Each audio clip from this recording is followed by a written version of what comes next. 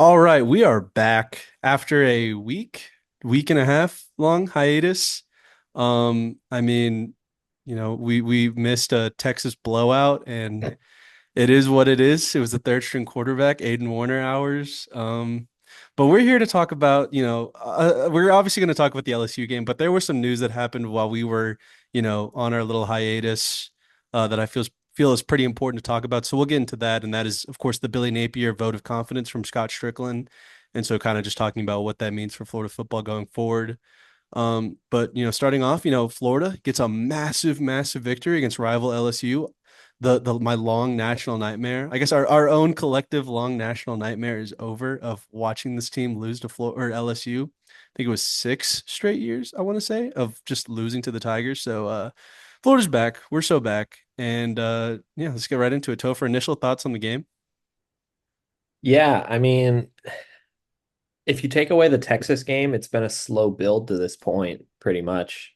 Um, I mean, Florida looks good, and they look slightly better at everything we said they've been getting better at. The offensive line is much better. They're finally playing my GOAT, Bryce Lovett, at right guard. They figured out how to put him at right guard, not just backup left guard. Um, Massive, massive which, for the program. huge, huge for the brand, huge for the team. No, the defensive line's been really good. I know we joked in like week 3 about who the hell are these guys? Well, it turns out they're really fucking good. They're dogs, is what they are. Um, and man, to your point, it is nice. It is nice to beat the Louisiana State Tigers. I do not like LSU. I do not like Brian Kelly. Um, that one's personal.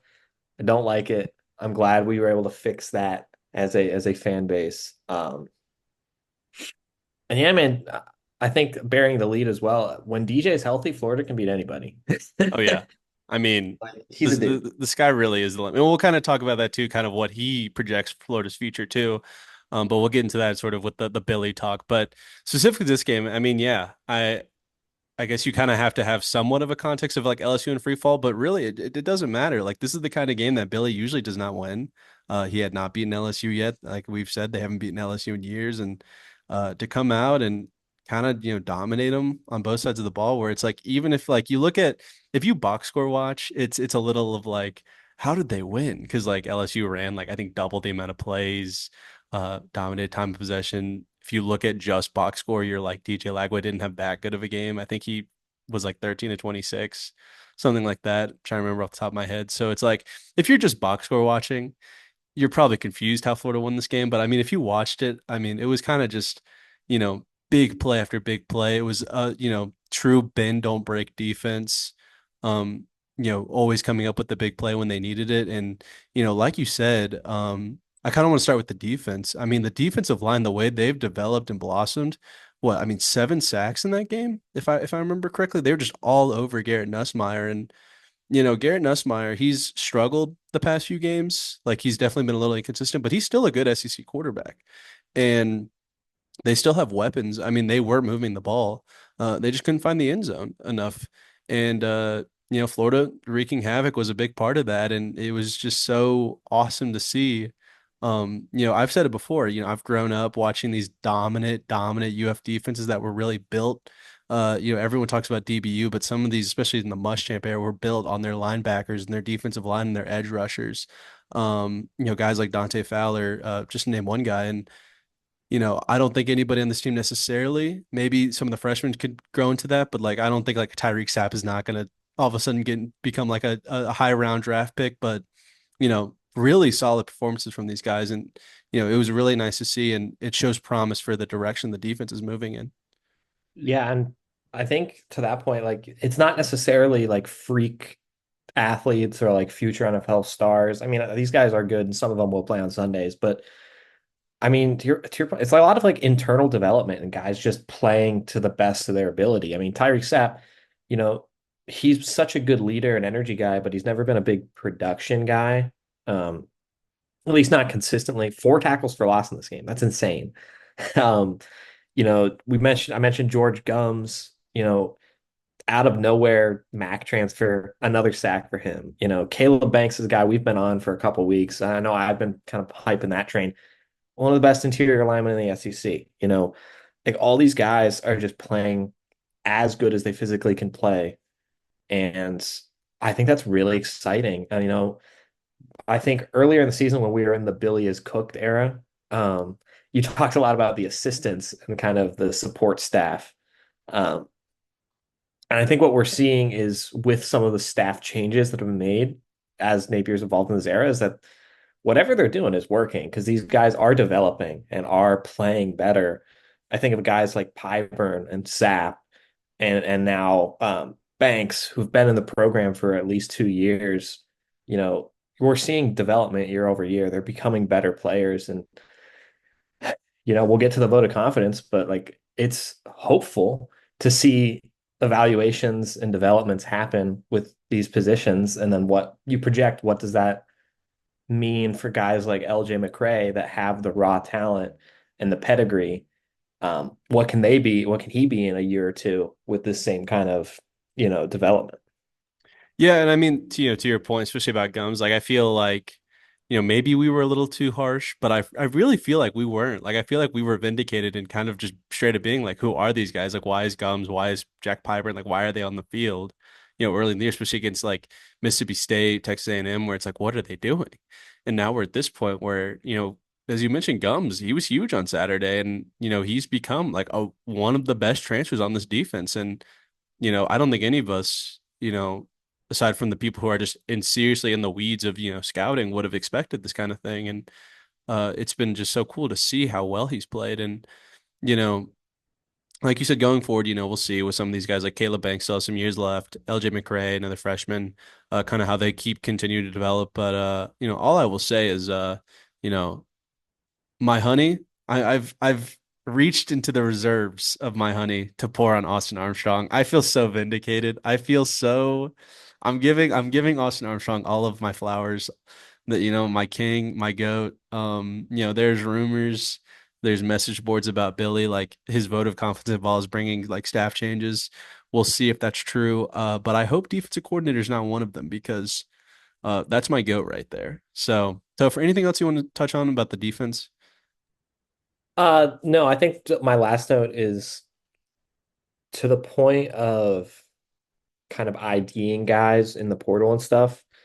Look how many guys on this defense that are playing at a high level are guys who just came in the last year or two. I'm just looking just purely box score, so just guys who made a lot of tangible plays. I mean, Trick Bridges transfer portal this year. Um, Caleb Banks transfer portal last year. George Gums transfer portal last year. Guys like Miles Graham and Aaron Childs, um, Aaron Gates, all freshmen or sophomores the last year or two. So really great job on IDing players. And I think that's, it's hard not to get ahead of the Billy talk, but man, they're just doing a really good job at IDing players. Like you have to give them credit where credit's due. Dude, oh yeah, I just real quick, dude, Aaron Childs, he is a freak, complimentary. Like, oh my God, that guy, if he stays in Florida and continues on this trajectory he's on, he's gonna be special, I feel. And I guess if I had like one little critique of Billy still and continue forward, because he's still not a perfect coach, is like especially that Texas game where it's like, why is he not playing like majority snaps? Like he played a lot of this LSU game, which was really good, but like he needs to play more. Like he is a like capital D dude, like such a dog. I just, he slipped my mind and you mentioned him. And, I just also, this is the pod about giving flowers. This is the episode for that. So, giving my flowers to him. Um, so do you want to go and flip to the offensive side? Yeah, I mean, the story of Florida's second half is two stories at once. It's the story of improved defense, and then it's DJ Lagway. And to your point, the box score watchers will not be impressed, but what do your eyes tell you? And your eyes tell you that DJ Lagway is one of the most special quarterback prospects kind of ever.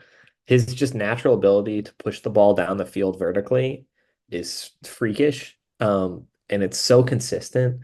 I mean, the amount of balls 20 yards down the field that are basically perfect is kind of mind-boggling, and it just doesn't happen. That's not normal. Um, And I tweeted something to this effect, like he's got a lot of room to grow still. I think we may have overestimated how ready he is with the rest of playing quarterback in the SEC and playing quarterback at a high level, but good God, dude. He's just a freak playmaker and it's so sick.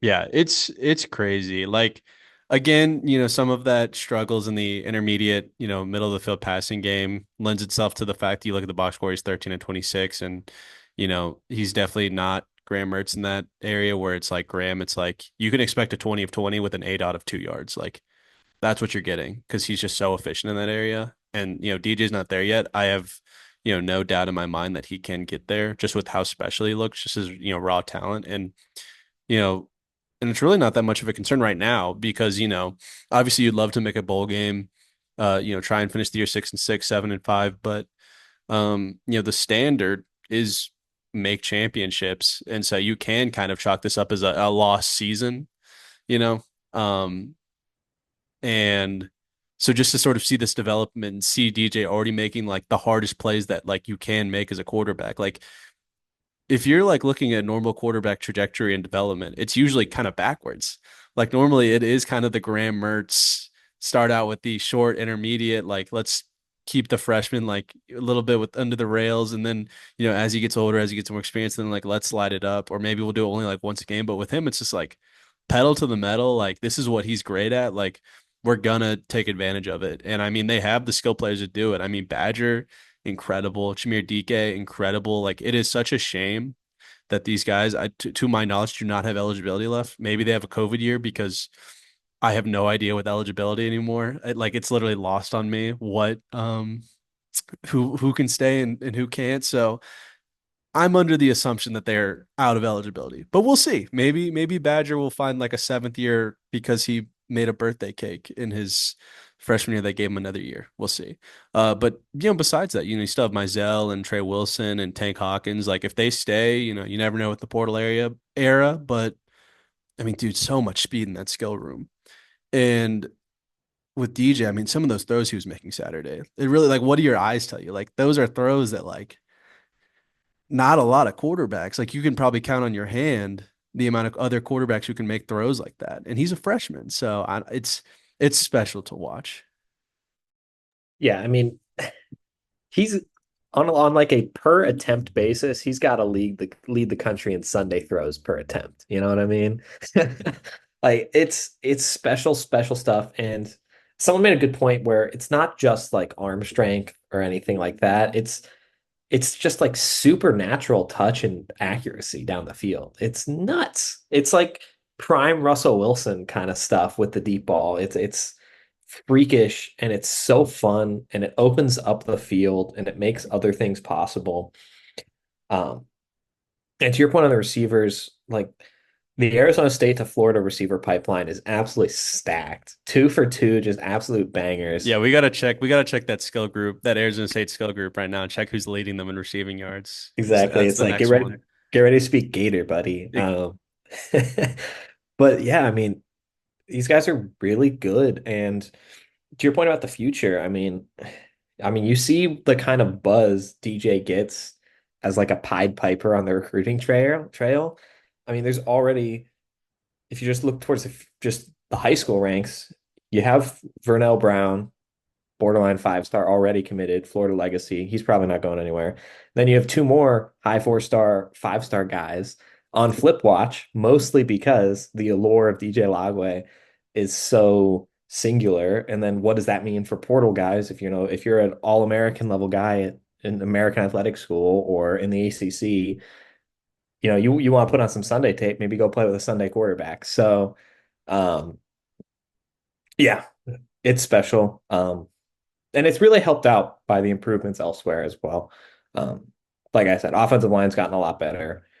There is a path forward for Florida having a consistently good offensive line. I will no longer make fun of their dual offensive line coach because it is starting to work. Um, their madness is being proven right. Um, and that's another one where it's a lot of promising development to a lot of young guys and a lot of good recruiting starting to build. So nothing but good stuff about the offense, even though, again, box score watching is a little more mid. Yeah, and it is what it is. And this real quick, one more skill girl I want to touch on. I mean, oh my God, Jaden Baugh, dude. Just the running back room in general. Like, we're saying good stuff right now about the coordinators. Like we like the development of the rooms. But like, again, context is king. They're 5-5. Billy Napier has a losing record overall, losing record in the SEC overall. They're 3-4 in the SEC now. Like it has not been perfect, even if they're on a positive trajectory. So like, while I would like to see some coaches stay, like if they cleaned house with assistants, I would understand it, just like at the big picture. But like if you were to gut the house and keep one coach, it has to be Jabbar Jalouk. Like you cannot let him leave. Like development, the scouting, like the fact that if you look at their running back room, like most of these guys were not really like blue chip recruits. Like I think Jaden Bow was, but like other than him, like Montrell was not a high level guy. Like there's a reason he went to Louisiana. Jacoby Jackson was like my Catholic high school Pensacola native legend, but like he was like a no name per se on the 247 the recruiting websites. You know, just so many guys in that room, and they get out there and they're just immediately like insane. I mean, Ball's a freshman, and he had the 55-yard touchdown to seal it against LSU. And it's just like dude, they lost Etienne, and I know Etienne's dealt with some injuries, and it is what it is. But like Bow's, he's outperforming her right now statistically, and like they haven't like skipped a beat. Like Florida's struggles this year, like their 5 losses have nothing to do with the Etienne loss.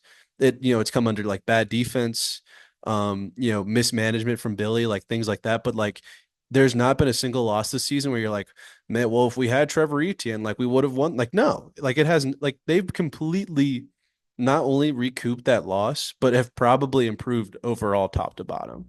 And so like Jabbar Jalouk, again, this it's the episode for giving flowers. Jabbar Jalouk, I got a little extra honey left over from Austin Armstrong.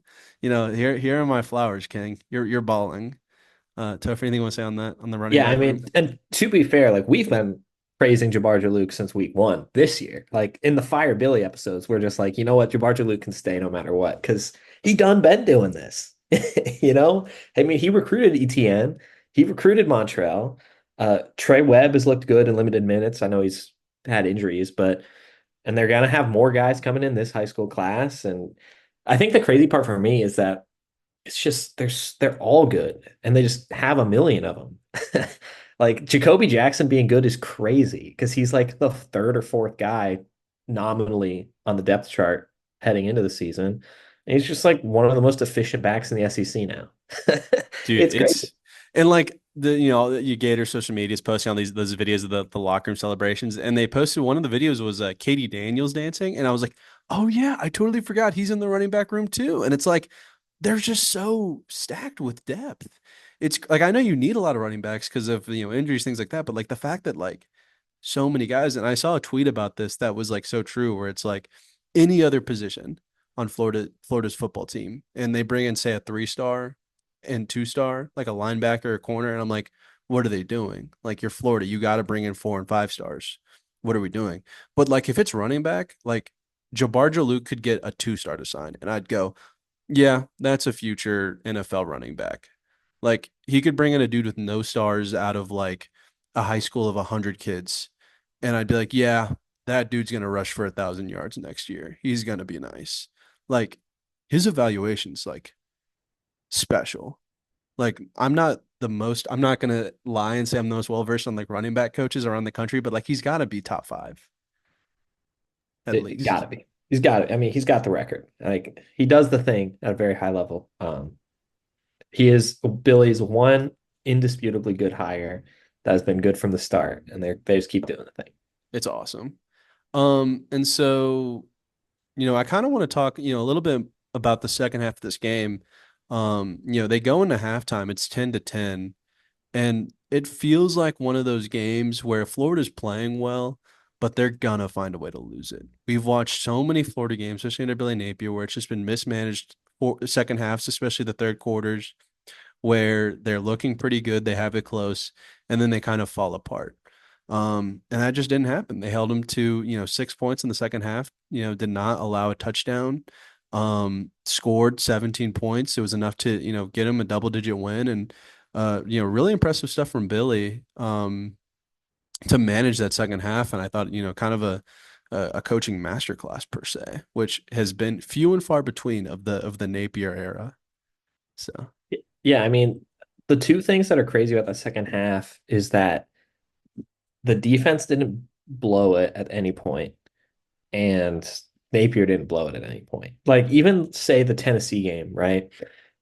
Florida had so many opportunities, but there's a couple of decisions where you're like, "Oh, Billy, you should have done this. You had your what was going on there?" Or, there's a couple of drives where the defense just kind of finally broke, and it's just like, ah, damn, you hate to see it. But in this game, LSU, for all of their time of possession and all of their third down success, they as soon as they crossed midfield, pretty much it was wraps. Nothing was going to happen. Either they were going to be the ones to make a mistake, or Florida would get a sack, or something like that. So the defense never actually broke, which is crazy. And again, shout out to your goat, Austin Armstrong.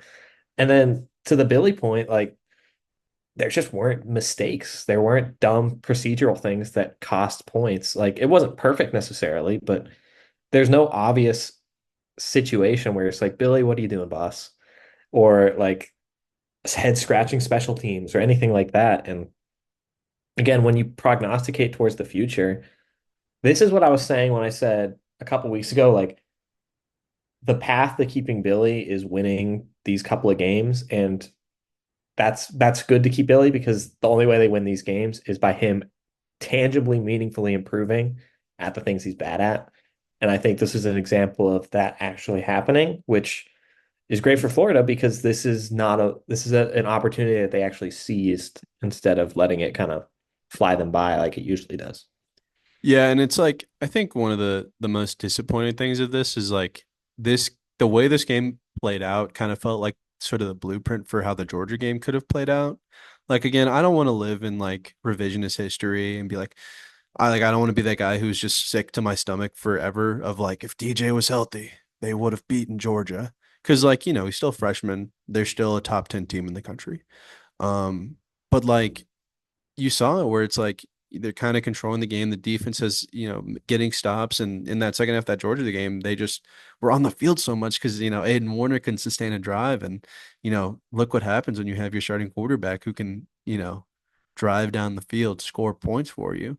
Um, but yeah, like you said, Billy needed to improve these things that really just mattered. Like there was, I think, no question that, at a macro level they were improving, slowly getting better, but it's just all the little micro things like this decision here, this little game management thing where it's like you're still doing the thing, Billy, and like it's as a whole like it feels like it's getting better, but it's like death by a thousand cuts where it's like slowly these little tiny micro mistakes are building up and then you lose games like you lost to Tennessee. And that didn't happen against LSU and he, gets a huge rivalry win and they're 5-5 with Ole Miss next. So we'll see how that goes. I'd say the realistic scenario is probably lose to Ole Miss and then beat FSU to, still make a bowl game, but we'll see. Anything else you want to say about the LSU game? Actually, I have one more thing I want to say about it. Um, dude, the Billy Napier gritty, Yes, that sir. was He hit that crazy. thing. That was nuts. The dude, the social media team was cooking. They were cooking. And It, also the Brian Kelly the won't table. back down one. That Oh, was that one went hard. I thought you were talking about the gift too, where it was like, please don't break our tables, Brian. Oh my gosh. And like shout out, I think it was LJ McCray's Instagram live where Billy walks up and he goes, like that. Like if you're listening, I'm pointing to the camera like Billy did. It was just so epic. And that's what like we need more of that. Like I need to see more of this side of Billy, you know? and I think it's funny because I think it's always been there on the internally, and I think that's why players haven't really turned on him, even in the bad seasons. Like certainly guys that he brought in or that like bought into what he was doing, like the players never really turned or gave up on him or anything at any point. I think that's because of stuff like this, where he is likable in the room. He is a real players coach. And now that they're winning a little bit and having some success, and this is a young group, I think we're seeing the actual like personality of the guy shine through, and it's great. It's so endearing. I think this is more of who he was at Louisiana, to be honest. Yeah, that's a very fair point. I mean, I think I'm trying to think of the games it's been where it's like obviously the LSU win, let's say the UCF win, and there was one other. What was their win after Kentucky, where like you see so much fire in Billy in these like social media videos that like Gators football will post. And it like, that's a great point where it's like he's basically been under fire and his job's been called since like the end of his first season. And so it kind of makes sense that he kind of has to revert to the shell of like, I mean, we've called him very boring. To the media and to the public because it's like you can't be that brash and bold when, you know, it's just been a lot of losing. But you can have that personality to your players, and obviously they've shown so much commitment to him, even when they were losing a lot, and they still kind of are. But 5-5, moving in the right direction. We'll see how the season goes. So that kind of segues us into the big news that we have not talked about yet: the Scott Strickland vote of confidence to keep Billy another year. So Topher, initial thoughts? Yeah, I mean, rest in peace, our hot board, first I and know all foremost. that all that work, all those episodes, meaningless. We'll repost them. I'll edit out the segments of the hot that were just hot board and repost it for year 4 if Billy starts struggling again. Exactly. That keep those names in mind in case this goes bottom up. But no, I mean, again, when the players are bought in, it's hard to make a change right away. And I think the fascinating thing about this season is that if everything was the same, the record was the same, the only thing that changes is that the Miami and A&M losses are competitive. Then I don't think anybody would want to fire him. That's the crazy thing. And I'm not saying like we were wrong to say he should be fired after those. It's just interesting that like how much they could have saved themselves by just being ready. But everything they were saying preseason about this team is the best we've had, we're starting to get our guys and seeing what it's supposed to look like. Like that's all true. It's just was hidden by 2 weeks of garbage. um, but now we're seeing the other end of it, and I think when you see how these guys are developing and how many young guys are playing, and obviously the vote of confidence from DJ, it's like, you can see a future not just for like 7-5, but you can see a future for, competing for a national championship while Liway's here and like Billy meaningfully turning it around long term. Um, so I honestly have no problem with the decision. Um, a point I think I want to get into with it is I think our theory about them not recruiting or not being able to recruit because they assumed they were fired is I think that was accurate. I think so too, because like, I mean, come on, the recruiting class is astoundingly terrible for context of like what Florida should be recruiting at. There's really no juice on the trail. And then he gets that vote of confidence, and the visitor list for the LSU game is like 100,000 guys. And like, I mean, there's got to be some truth to what we were saying, like you just said. And but no, I find it interesting just because you know, I think, like you said, with the Miami and Texas A&M game, where it's like, you didn't, the Miami game really could have gone either way going into from the preseason going into the game. Like you would have liked to have won it, but if it was like a 27-21 loss, like you would have been like, yeah, that we expected that. Like that's reasonable. But it's just the way that they got absolutely smacked. And they got absolutely smacked again by A&M. Like we were like totally right to say what's going on with this program. Like they're cooked. Like Billy still has losing record now, and it was even worse to begin the year, and they were not looking like a competent football team at all. And now it's like you're super competitive against Tennessee, and if you don't make a really bad decision in the fourth quarter, you probably win that game, or at least give yourself a chance to win. If your third string quarterback doesn't go down, or if your starter doesn't go down, you play a third string, and even when the third string goes in, It's tied in the fourth quarter against Georgia. And like, the Texas game is what it is, and then you beat LSU. And now you get next week against Ole Miss, where it's like Ole Miss is a very good team. Like that defensive line is wicked with our old friend Princey Uman Mielen. Um, but it's at home. Florida's shown to be competitive these close games with Lagway starting. So like, we'll see how that goes. So like it if they had just been closer, like it's a totally different story. And if they had been closer, then maybe they have even more juice than they're starting to generate back up on the recruiting trail. Um, so, I guess kind of want to pivot, kind of going with that vote of confidence, unless there's anything more specific, Billy, you want to say about kind of just the DJ Lagway of it all. Um, Yeah, I mean, that's the most fascinating thing, especially in the context of college football, is that it's so strange to have a quarterback so linked to the coach in this kind of circumstance. Like, for example, Lincoln Riley has his guys, right? Like Caleb Williams, who transferred with him from Oklahoma to USC, but that was based on Lincoln Riley will get me drafted first overall in the NFL, right? This is like DJ and Billy, like that's just his guy. And that's just like all relationship building and having a scheme that fits what DJ likes to do. Um, and that's really fascinating, especially in a hot seat kind of situation. I can't think of a time where like you actually, I guess this is a part also in part just the new reality of the transfer portal. It's like you really have to weigh the opinion of like one specific player because it does factor into the math. And, keeping Billy, especially with everything that they do together and the NIL that, they have for DJs, like DJ's almost certainly not going anywhere if Billy's still here.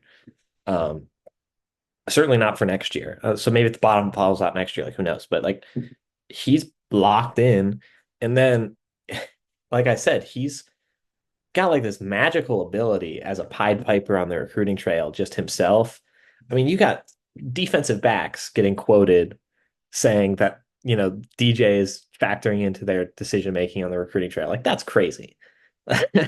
um, it's nuts.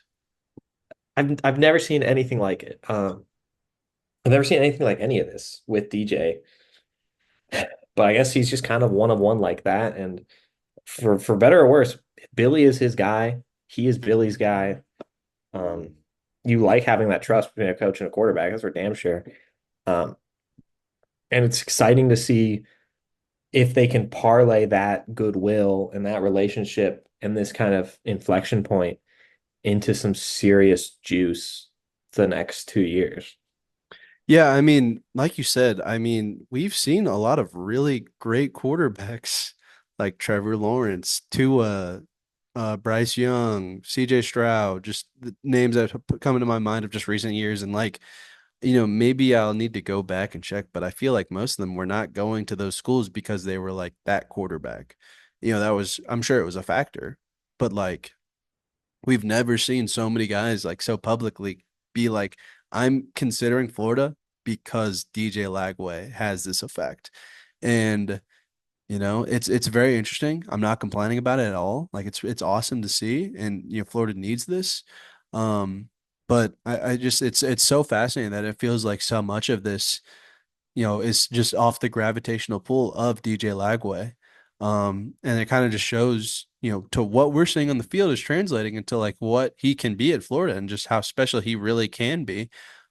Just as, him as a player. And I think the craziest part too is like, you know, with his potential and if everything goes to plan, like he'll probably leave after his junior year. Like, I'm sure he's already starting to pick up a little bit of draft buzz for future years. And I really doubt he'll stay 4 years at Florida. So it's like if these guys come in, it's really like 2 years. And so that means like they're just really bought in. And so, and I mean, we're already kind of seeing, obviously, a lot of guys have talked about it. I think the past week, they've basically flipped three FSU guys. Billy's basically just reverted to just south or pillaging the FSU recruiting class, which is very funny, but very awesome at the same time. So we'll see where that goes, and hopefully they can just keep sort of snowballing this momentum and into something that looks like a very good football team next year. Yeah, that's kind of what it's all about. I think what's going to be really interesting to see is like what's the Lagway effect in the portal. Because I think at the high school level, a lot of that is like personal relationship with DJ and just like trying to be in on the hot thing, which is what Florida's building. So he's kind of just like a lure, the same way anything can be a lure in high school recruiting. What's going to be really interesting to me is like, does this, like I was saying earlier, does this entice some older offensive talent or defensive talent to pick Florida because they see Florida might have the best quarterback in the country next year, and they're like, that's a guy like let's roll. Is there going to be a borderline NFL tight end or something that's like I could go anywhere, but I need to play with this quarterback, or you know, again, if there's some receiver talent coming from Washington State or something, that's like I need to put some NFL tape together. Do they pick this Florida now? Even though they have nothing, no connection to Florida, no real relationship with the staff, do they consider Florida purely on the Lagway effect? And that remains to be seen. Maybe it's a thing, maybe it's not. But I think there's a lot of potential, both closing out this high school class with the motion they've got with some potential flip watch just from winning and having DJ and all this good stuff. And I'm sure the NIL war chest doesn't hurt either. Um, can they finish the job in the high school level and then parlay that into a big time transfer class in quality, not quantity? Because you add like 4 or 5 big transfers, keep the roster together for the most part, and then bring in a good high school class, like Florida can be a playoff team next year. Right. And then, obviously some of it's assumption and some of it's just hopeful thinking. But I feel like you just kind of look at what the team's done with the transfers they brought in, like this season, where it's like the proof's in the pudding. Like once they get to Porter, where it's like, hey, look at these guys. Like, look what they've done. And obviously, you could talk about Pearsall, and he was just shy of becoming like the first Florida receiver to get 1,000 yards, and I think since like 2004. And obviously, he was a special player, first round pick. Now he's playing for the Niners. And then this season with like Lagway, like I just pulled up Elijah Badger's stat line. He has 691 receiving yards and 3 touchdowns on 30 receptions. Like he's averaging 23 yards a catch. And like so I have his game log pulled up. I'll read you 3 games where DJ started and played the whole game. And these were Badger stat lines. So Samford. So the first DJ start. 3 receptions, 123 yards. The Kentucky game. 3 receptions, 148 yards. The LSU game, 6 receptions, 131 yards, and a touchdown. Like the game plan seems clear what they're trying to do. DJ can execute it because he's an incredible talent. And if he has the guys who can play, outstanding ball like Elijah Badger, who always seems to be open, like that's a special offense, or it can be a special offense. So it's kind of just, obviously we have to just wait and see once the portal opens and just kind of how they move. But I feel like like I just said, the proof's in the pudding of like what they can be and the guys they can get. Just kind of looking off that. Um, but no, it'll be interesting since we'll Yeah. be getting a year 4 of Billy Napier. And one more note kind of on Napier, Lagway, and projecting forward. Um, so a lot of people are asking for and complaining about an offensive coordinator, as they have been, as we've been before. Um, we need to not, don't do that. I would argue this though. I think they should bring an offensive coordinator, not as like they need a different play caller, because I think Billy's scheme works and I think it's Yeah, good. I that's think they that's need an that's fair. offensive coordinator who like can help manage sort of some of the decision making. No, that's fair. Like bringing in a guy to be like maybe just giving Russ Callaway more of a leash, you know what I mean? Giving more autonomy to an offensive coordinator to like run the offense, but like bringing in like Brennan Marion or whatever to change this. No, don't do that. This is a good scheme that is perfectly tailored to what DJ Lagway does best. Um, and to try and change it for anything at this point is kind of stupid. The only thing is, to your point, is potentially bringing in a guy or just changing the way roles are delegated to make game management make more sense. Because the scheme is good and it is very, very tailored to the talent they have. Yeah, because like I don't, to looking at Florida's staff, like there's not really a sort of CEO type, I don't think, anywhere really on the staff. And so I think bringing in a guy who's like maybe his title is just offensive analyst, maybe his title is offensive coordinator. Like, I don't have issue with the scheme. I think when it's working, it's awesome and it can work like pretty often. It's just the matter of like I was saying, like the micromanaging sometimes, like these little decisions here and there, where it just feels really head scratching. And that has really nothing to do with the scheme per se. It's just Billy making the wrong choice at the wrong time.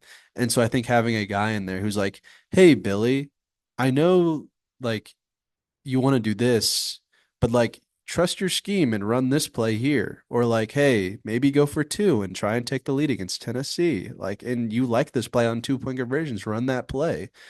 So like something like that. But like you said, I don't think they should bring in a guy who's like installing his scheme, installing like a brand new play style, being the play caller. I think they just like I think my biggest issue still is just like sometimes like the game management itself is just so puzzling. And that has nothing really to do with scheme. It just has to do with Billy's brain and what he's thinking in that moment. And I will be interested to see if there are any, staff changes. I've liked the direction they've moved in certain areas. I think one thing is for certain. I think they have to bring in a special teams coordinator, like an official special teams coordinator. Like it's gotten better this year, but they've still made several mistakes. Sometimes players will make like boneheaded plays, like when Jamarcus Weston just like took out the Texas punt returner for some reason.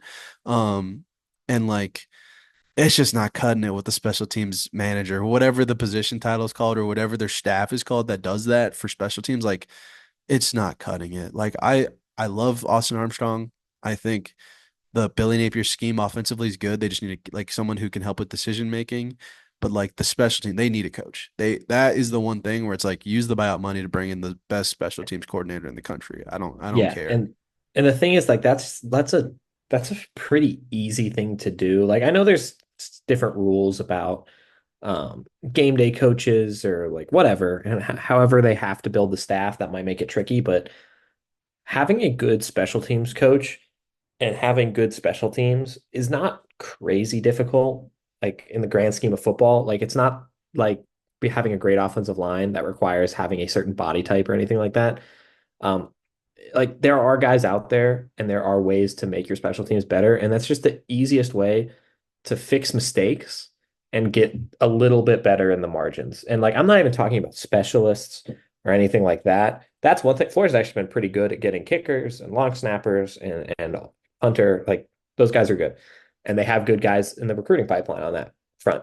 But just the operation of it, your punt unit, your punt return unit, that stuff can get just so much better with a little bit of more care and attention and detail, which would come from a more full-time, more legit, and presumably more experienced or more gifted special teams coordinator. Again, I'll use the Notre Dame example because that's like a good reference point for me. They have so many creative punt fakes that they're using right now. Their one against Virginia, it got called back because the ACC hates fun, and I actually don't even think it was supposed to get called back. I think they were just so bamboozled by what happened. They ran this like fumble Rooski type of fake punt that was an untouched 60-yard touchdown that got called back for some fake bullshit. Um, and again, that's the kind of stuff you get when you just have people that are just paying that much more attention to special teams and it's that much more a priority to some people in the room. It just gives you little advantages here and there. And that's not a crazy hard or crazy thing to do. Um, and I think it makes a lot of difference once you put together the whole picture. You did right. I agree. Just maybe obviously Brendan Marion, don't bring him in. We're fine with the offense, but maybe check out the UNLV special teams coordinator because I'm pretty sure there's a guy on their team, uh, Nash, who outstanding receiver, but I think he leads the country in blocked punts.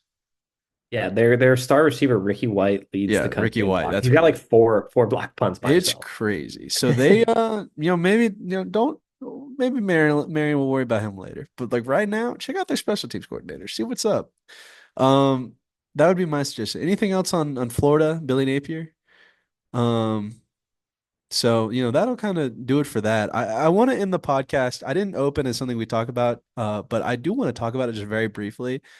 Just a little rant on the college football playoff committee because, oh my God, I think we've both been collectively losing our mind this week.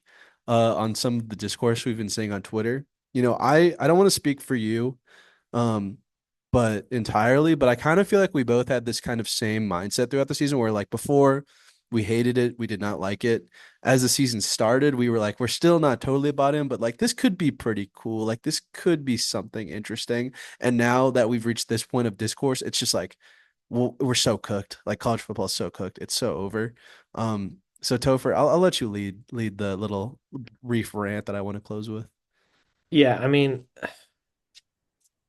I got suckered into the idea of the 12 team playoff, which I hate on principle. I kind of got suckered into it because people made a good point of selling me on more games matter and more people are going to have a seat at the table and all that stuff. And you know what? I I took the bait. I Dude, took we the fell candy. I for it. We believed in fell them for for it a so second. bad. And it was my mistake for thinking this was ever anything else than SEC and Big Ten money grab. Um, and it's so cynical. And all the discourse is people telling me things that are inherently contradictory or not true or misleading. And I mean, to put it short, put it plainly, many people have made the point that college football is a great vessel into understanding American politics. And boy, howdy, do I feel it now. Dude, it's like I guess like the main point, like we're beating around the bush is like the Indiana thing. They're 10-0, undefeated. They should make the playoff, I think. And everyone's like their strength of schedule, they're in the Big Ten, like they would never survive the SEC. And like these all these 8-2 SEC teams should be in, like, or ranked ahead of them. Like Georgia's better. Like it's just like I'm sorry. They didn't get to pick the schedule. They had Michigan and Washington who played in the national championship last year. Like, obviously they weren't going to be that again, but like no one expected both of them to fall off a cliff like that. And they beat one by a lot, and one was close, but they still beat them. Like, I'm sorry, they haven't lost yet. Like, why do we play the games? And like they're in a power conference. They're in the Big Ten, which is one of the two conferences that is like the end all be all of college football. Like if this was like, okay, before the season, we were talking about how easy Nebraska's schedule was. And they had Dylan Raiola, and it was like, could they start like 10-0 or whatever it was until they played Ohio State? If this was Nebraska, if they were 10-0 right now, or I guess we'll say 9-1, say they lost to Ohio State still, because of their brand and because everybody wants them to be good again, I have no doubt in my mind people would be like, they're a playoff team because they have the one of the richest histories in college football. And this is not a jab at Nebraska, shout out my Huskers, but like I'm just saying like it's the fact that Indiana is like the losingest program in college football history in the Power 4 level that like people are like, "Oh, they don't deserve it." But it's like we're not debating histories of their programs. Like this is this season. They're 10-0. They're in the Big Ten. They're blowing out almost everybody they play. Like, I'm sorry you lost two games. We play the games for a reason. They obviously the games have a lot less value or a lot less stakes now that it's 12 teams, but they should still have some value. And like when Joey Galloway on ESPN was mentioning yesterday how they should sit Curtis Rourke against Ohio State, like, bro, we the regular season is supposed it means something. Like I'm going crazy. I'll let you chime in. Yeah, it's like, what are we even doing anymore, man? Like, what's the point of any of this? Like, and the thing is, the logic isn't even consistent. And I understand. I'm not saying it's necessarily nefarious or whatever. I understand that the playoff process is kind of convoluted and kind of silly. Um, I will say so though that first, but that's their own fault for it is their own fault. They made it realignment this way. and bowing the knee to TV money and all that. So, Exactly. It is but their I'll fault. You are 100% right. So on the Indiana front, it's just like I why is the discourse like this, man? Can't we just enjoy it? Isn't it just cool that Indiana's 10-0 for the first time in program history and they've beaten the shit out of everybody they've played? Isn't that just cool? Can't we talk about that without having to be like, oh, but what about two lost Ole Miss? I don't give a shit. Indiana's 10-0. That's cool.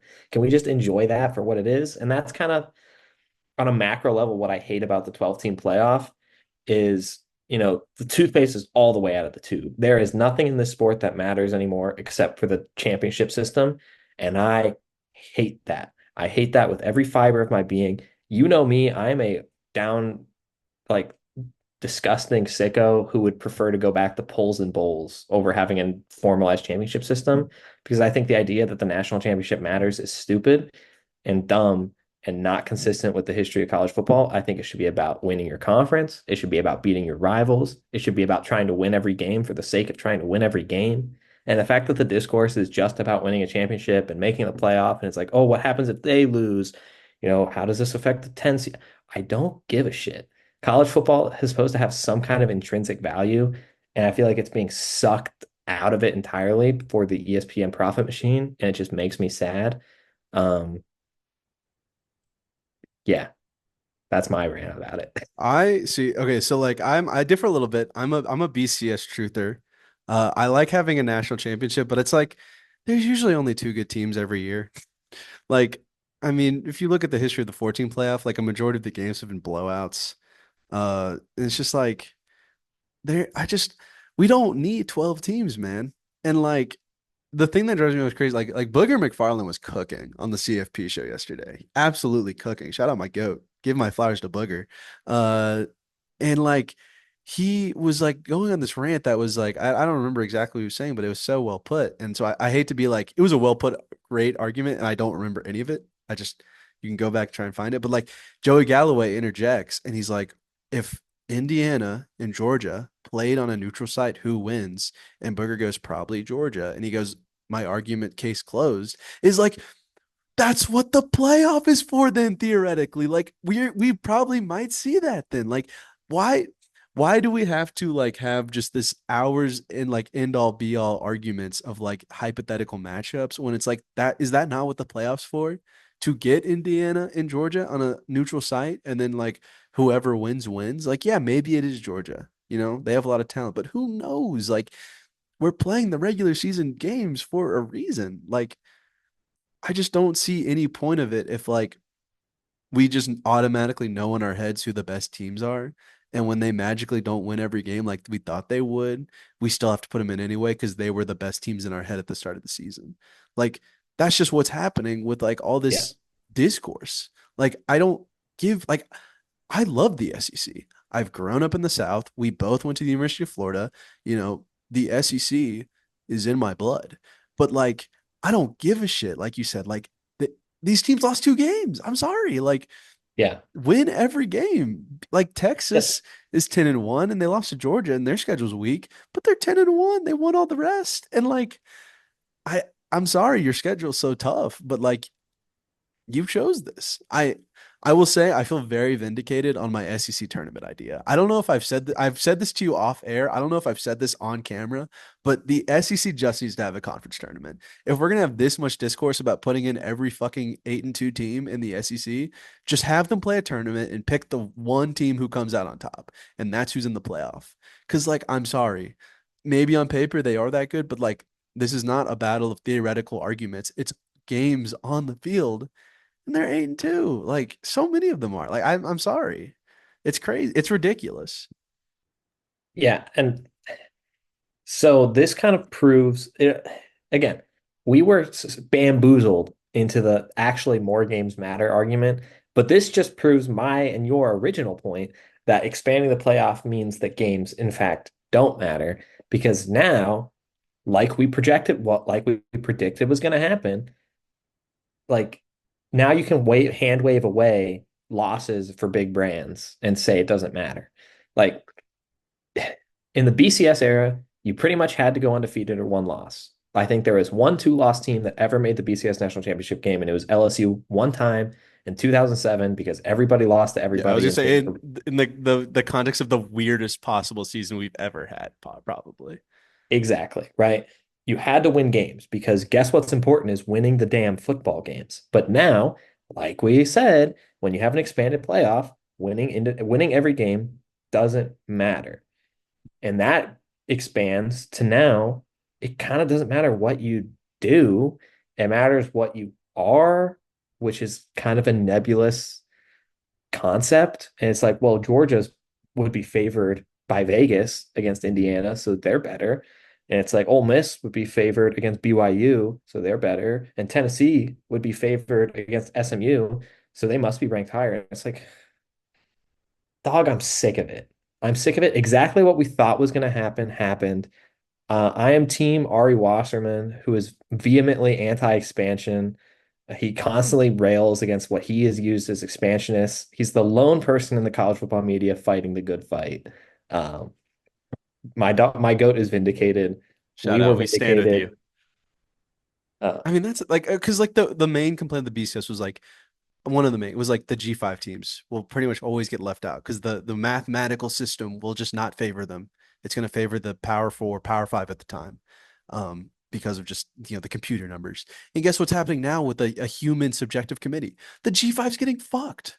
Like, I'm sorry for like cursing so much on this rant, but like, dude, like Army's undefeated. Tulane's lost 2 games, but they look really good. Um, I'm trying to think, Boise State is the one team where it's like, one team has to make it, but it's like we expanded so other teams get more chances, and the playoff has Texas, Ole Miss, Alabama, Georgia, and Tennessee, 5 SEC teams, and Texas A&M's knocking on the door. And before Saturday, so was Mizzou. Like it's just SEC and Big Ten, and we'll throw the others one bone. Like, and one of the things we said before was like talking about how you expand to 12 and that's supposed to fix everything, but then the 13th team is going to be like, we got left out. We need to expand again. And it's like happening now where it's like SMU's only lost 1 game and they're in the ACC. Like, what's going on? Like, this is not me about to make a whole argument for why they should be in, but I'm just saying, like, now we have teams like that, or like Colorado's 8-2. They're like really hot right now. Texas A&M, like I just said, is kind of on the outside looking in. They're still 8-2, where it's like, are we gonna have to expand again? Like what? Like what's the solution to this shit? Like I don't. It's just we were right. We were right the whole time. We were fooled. We bought in for a second, but we were. They got away with it again. We let them get away with yeah. it, I and I'm sick. I have one closing point that kind of it clarifies all my frustration with the system is that they sell you on an expanded playoff, which means expanded access and every part of college football matters more for longer. That's what they tell you, right? And that's what it ostensibly does, but the conference champions get in and all that. That's the lie they sell you. What it actually is how do we somehow, some way create a system where the power is even more consolidated into the hands of the super rich teams and the super rich conferences. Um, I hate everything. 2020s are an absolutely miserable decade. Dude, it's bad. It's tough. Um, but on that note, this has been another episode of the Florida Gator Pod.